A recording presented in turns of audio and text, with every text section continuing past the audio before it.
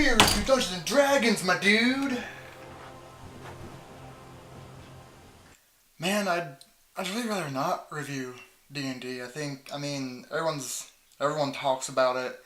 I don't think I could really add too much more for myself, so I really don't know.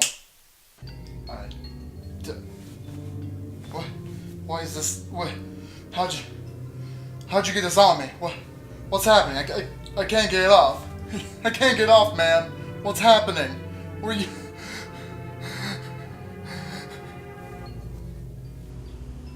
This video is going to be purely on my opinions of D&D 5th edition. There are plenty of other videos and channels that go into character creation, the game's history, and its rules, but I'm just going to talk about it from a more broad perspective, and not be as detailed as I usually am. So this might be more for people who already know 5th edition, and just like want another opinion on it, really. So, what can I say about D&D that hasn't already been said? Whew. I've had my ups and downs with the system since day one of 5th edition, but I've always viewed D&D as the fast food of tabletop RPGs. When people outside of the hobby think of D&D, most people think it is its own genre. Much like when people think of fast food, they tend to think of McDonald's. Don't get me wrong, sometimes I crave McDonald's and D&D, but most of the time I don't. Most people get into tabletop RPGs through D&D, and it's the common tongue of the hobby, since it's the father and the grandfather of the entire genre. It's the one everyone knows most about, and is the most easily accessible. It's the face of the hobby, much like how McDonald's is the face of fast food. But online, I've totally forgotten where it now, but I once read that RPG systems are like toolkits, made for specific purposes. A carpenter's toolset is completely different from a plumber's toolset, for example. For example, the World of Darkness has many different supernatural creature types you can play as. They're not necessarily classes, because individual skills in that system can determine what class you are in a loose kind of way. Within World of Darkness, a werewolf and a vampire are mechanically different from each other, but can be played in the same party, much like kind of similar to classes in D&D. They are similar, but they work differently. But unlike D&D, the werewolf and the vampire have completely different character sheets and mechanics, and pretty much their own entire books dedicated to playing these types of creatures inside World of Darkness. But a mage from World of Darkness compared to a wizard in D&D are two completely different things. D&D is inherently a high fantasy system, and a rather broad one, for good and bad. Every class has something magical about it pretty much from the jump, except Barbarian, Rogue, and Fighter. Even then, Rogue and Fighter have archetypes that then give them spells and other magical abilities. D&D works well and is best when it's played in its own systems, or homebrew settings made with D&D specifically in mind. For a more hardline Conan the Barbarian style game, for example, your class choices get really cut down to the ones I said before: Barbarian, Rogue, and Fighter. Gods in that setting don't really give out spells, so divine classes are just thrown out, and the stereotypical wizard is usually an awful villain, no really redeeming qualities. So if you're doing a Conan campaign, like as is, like no little changes here and there, then no magic at all for that setting. As you can see, just right by that one example, D&D is at its worst really in like lower fantasy, or not fantasy at all. It does a bit better in sci-fi, like Spelljammer or like a Treasure Planet type of game, but medieval fantasy is the accepted and expected default. And 5th edition default is Forgotten Realms, the good old kitchen sink of medieval fantasy. D&D has made other weirder and much more interesting settings, I believe, like Dark Sun, Ravenloft, Spelljammer, like I mentioned, come to mind, but they generally stick with medieval fantasy, and there's nothing wrong with that. I do love medieval fantasy. I still love it today. It's not like I'm burnt out on that entire genre and aesthetic at all. But sometimes I'd rather have my knights fighting with lightsabers and using the Force instead of just swords and shields. I know D&D 5th edition like the back of my hand, just about. Maybe a little less.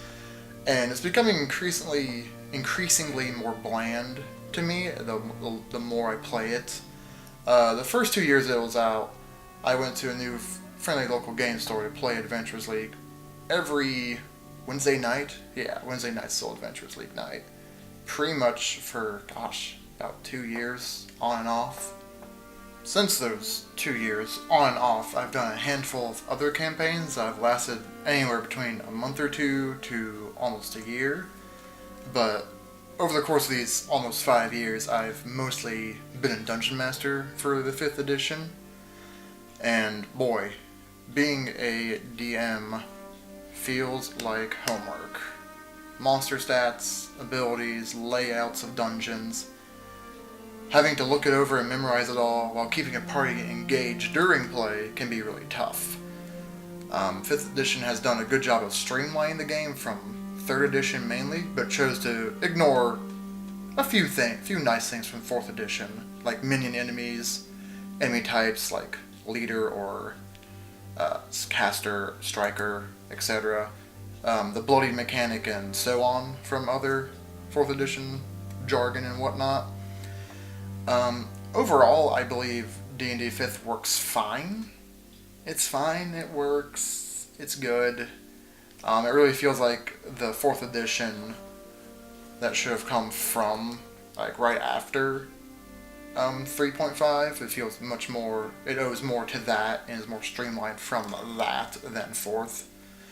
I really think Wizards of the Coast owes a lot to Critical Role for bringing in just a metric fuck ton of people into the hobby through D&D 5th edition. Because they are not doing them, because Wizards does not seem to be doing themselves any favors with their release schedule for 5th edition. It's really weird.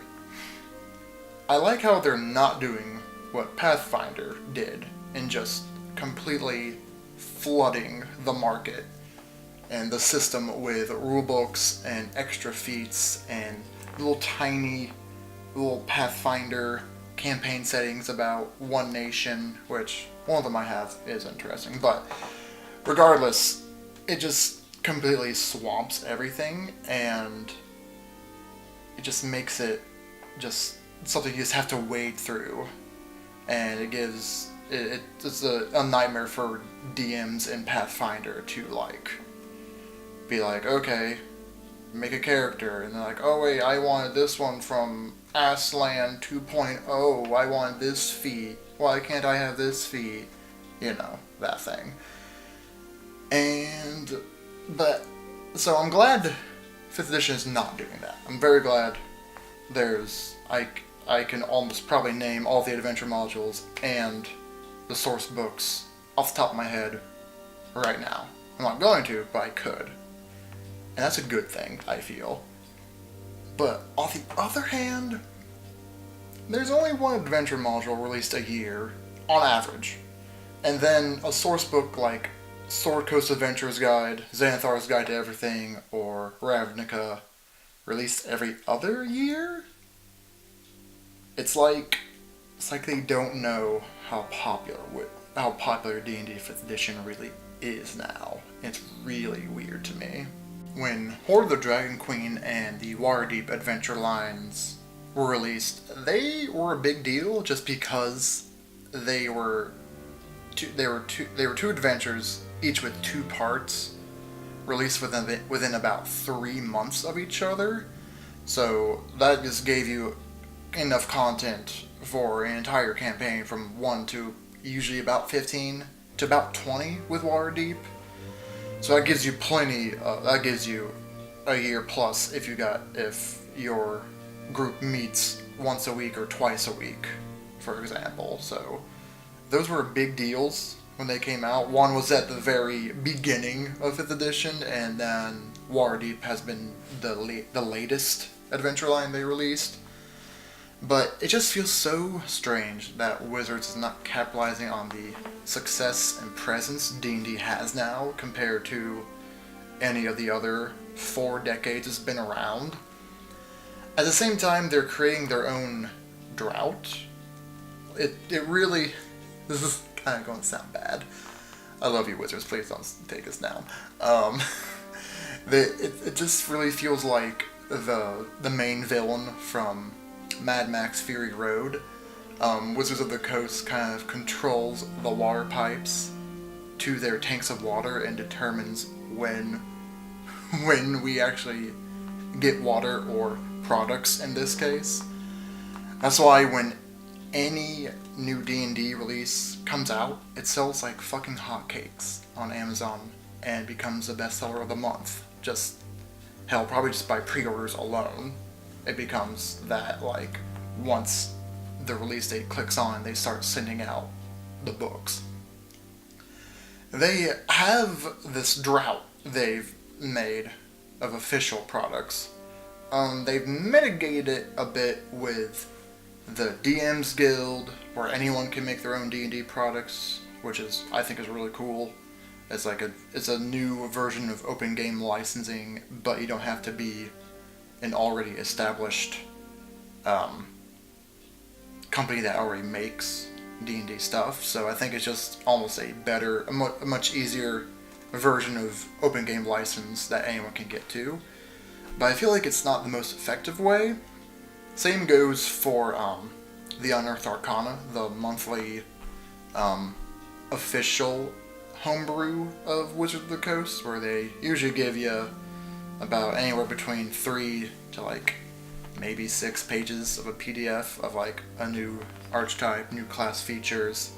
Most of the Unearthed Arcana have been collected into Xanathar's Guide to Everything, so they've kind of went back, cherry-picked the ones they liked the most and wanted to tweak the most, and made it more official. But I went on a tangent there about their product and release schedule, sorry about that. If you want the quintessential, stereotypical tabletop RPG experience, play D&D. Everyone should play D&D. Despite what I've said, play it. Doesn't matter the edition. 5th edition is good, but other ones can give you a much more diverse kind of feeling when it comes to playing the game. I enjoy D&D and the unique experience it brings between friends. That's why I've made this video. That's why I've done this channel. That's why I'm here. Meta. That's a huge part of geek culture now, and just media now. But as good as it is, and as fun as it is, don't play just D&D. Don't go to just McDonald's. Don't. That's not good for you. That's not going to be good for your health, and it'll get bland after a while. Please do not limit yourself just to that. There are way more options out there than... There's plenty of other games I'd rather play than D&D again. Just because you know a system really well doesn't mean it's always the right one to play.